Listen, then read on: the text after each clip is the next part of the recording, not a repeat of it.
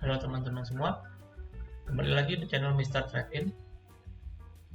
Kali ini videonya agak sedikit berbeda ya. Saya akan bikinin video khusus terkait dengan Outlook IHSG. Ini dari periode monthly teman-teman, atau bulanan nih. Sebelumnya saya mungkin mau disclaimer on dulu nih buat teman-teman, karena mungkin apa yang akan saya sampaikan di dalam video ini merupakan sepenuhnya opini pribadi saya ya. Jadi buat teman-teman jangan lupa untuk lakukan analisa ulang kembali. Nah, saya mau info dulu buat teman-teman nih. Karena ini adalah charting monthly, jadi satu candle bar ini mewakili periode 1 bulan ya teman-teman. Dan apa yang akan saya bahas ini adalah pure technical ya. Jadi nggak ada hubungannya sama fundamental ataupun berita-berita global saat ini. So, kita langsung mulai aja. Pertama-tama saya mungkin mau bahas dari outlook-nya dulu ya. Outlook untuk IHSG menurut saya untuk jangka panjang ya teman-teman. Ini masih on trend bullish. Jangka panjang di sini bukan berarti 1 minggu atau 1 bulan ya teman-teman. Ini makan waktunya bisa tahunan ya teman-teman. Nah, untuk dasar analisanya saya menggunakan indikator garis teman-teman nih. Ini saya menggunakan exponential moving average ya, periode 13, 21, 34, dan 55. Indikator ini cukup saya yakini bisa menentukan arah tren ya teman-teman. Di sini kalau teman-teman lihat letak candle-nya masih berada di atas garis ya, jadi berarti trennya masih bullish. Dan juga sebaliknya nih, misalkan candle di bawah berarti artinya masuk bearish. Dan juga kalau kita bisa track histori ke belakangnya, dia selama candlenya berada di atas garis ini trennya bullish teman-teman ya. Ada sekali mungkin koreksi, tapi kemudian lanjut naik lagi. Dan untuk yang kasus ini kemungkinan agak khusus teman-teman, karena ini kan pandemi COVID-19 ya. Tapi ini pun juga recovery-nya cepat, dan sampai saat ini dia masih on track bergerak di atas garis EMA nih teman-teman. Untuk perspektif lainnya saya menggunakan teori Elliott Wave ya teman-teman. Dan Elliott Wave sendiri kan terdiri dari 5 wave ya. Wave pertama, wave ketiga, dan kelima itu merupakan wave yang naik, tapi wave yang kedua dan keempat merupakan wave koreksi. Ini saya hilangkan dulu supaya lebih jelas. Oke. Nah, menggunakan Elliott Wave maka saya consider dimulai dari waktu crash pandemi COVID ya teman-teman. Sini awal mulanya, kemudian masuk wave pertama, koreksi wave kedua, wave ketiga, wave keempat, dan wave kelima. Nah, awalnya saya semula berpikir seperti ini teman-teman untuk perhitungan count wave-nya ya. Tapi setelah saya lihat-lihat lagi, saya akan ubah sedikit. Nah, di sini untuk permulaannya wave pertama, wave kedua. Nah, karena wave ketiga merupakan wave yang cukup impulsif, maka saya mengconsider saat ini itu kita udah mencapai wave ketiga teman-teman nih, dan masuk ke wave keempat, dan nanti akan masuk wave 5.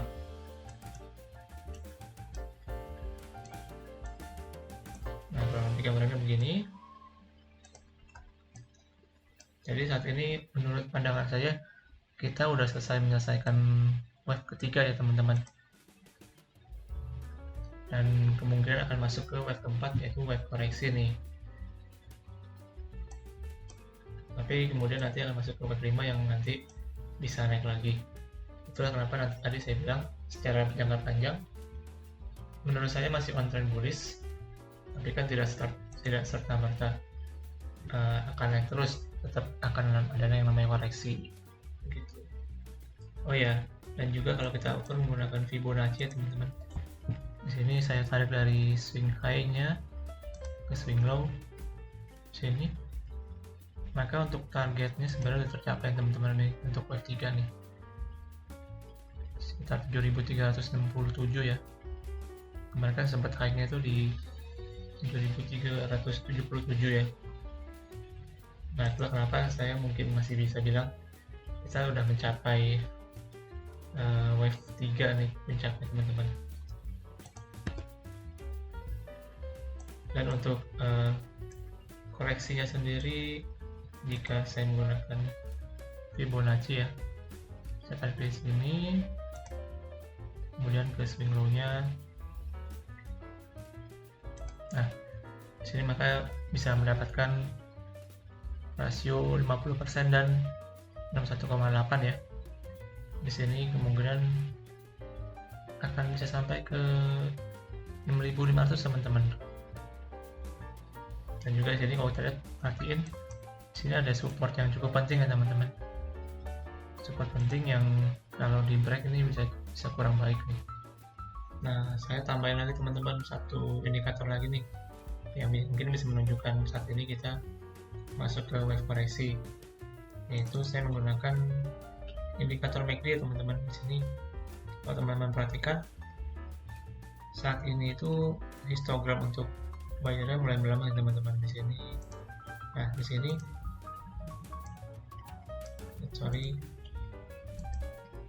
nah ini kalau kita lihat histogram bayarnya mulai melemah nih teman-teman, dan kemungkinan akan masuk ke teritori merah yang berarti sinyal kurang bagus nih, yang artinya bisa ke bearish. Dan juga ini dari garisnya sendiri hampir bersilangan ya teman-teman nih. Memang sih ini indikator MACD ini sifatnya lagging ya, tapi bisa kita jadikan juga indikator tambahan untuk menentukan arah ke depan. Dan ini ketika dia mulai bersilangan akan terjadi dead cross ya teman-teman, yang artinya sinyal bearish. Oke. Nah, lalu pertanyaannya, untuk sekarang kita posisinya ada di mana? Nah, buat job itu mungkin saya akan pakai time frame weekly teman-teman yang lebih kecil. Nah, di sini saya konversi sebagai W3 tadi ya, W3. Kemudian di sini adalah post break. Nah, saat ini kita masuk ke ABC corrective pattern teman-teman.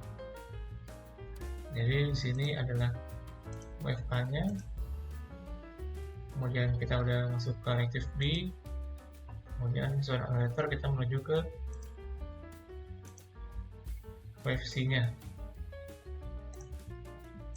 Nah, jika kita ukur menggunakan Fibonacci dari sini sampai ke swing low-nya, maka kita dapatkan kita udah mencapai titik koreksi ya teman-teman nih di Fibo 0,5 sampai 0,08 nih.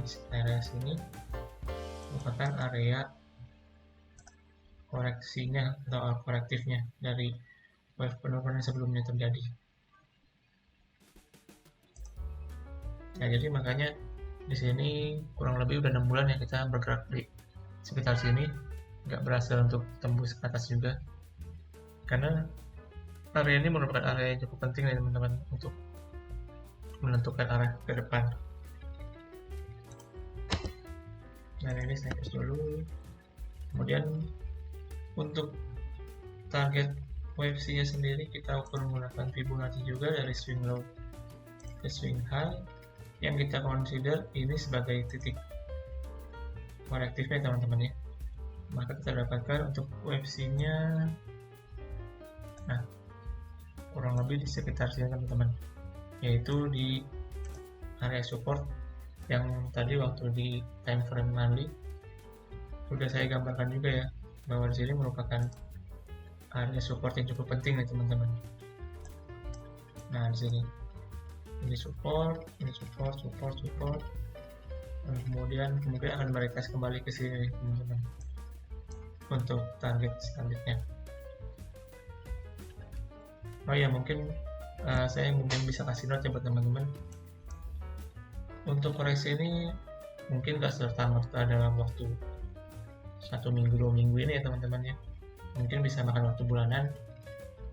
Kemudian sekarang kan posisinya kita masih konsolidasi teman-teman ya, masih belum arahnya jelas nih.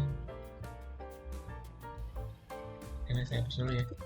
Nah, tapi yang saya bisa kasih note di time frame monthly ya. Nah, di sini mungkin saya bisa kasih note sedikit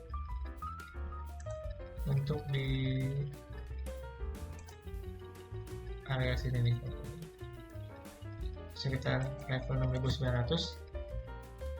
Ini untuk IHSG nggak boleh closing di bawah ini teman-teman nih, menurut saya.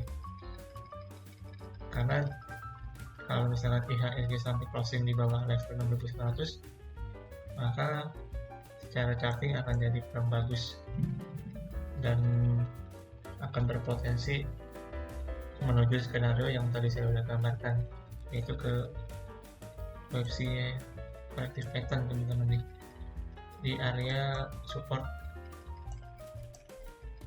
yang sebelumnya, yaitu di level 6500. Nah, kesimpulannya menurut saya IHSG untuk jangka panjang masih on trend bullish teman-teman.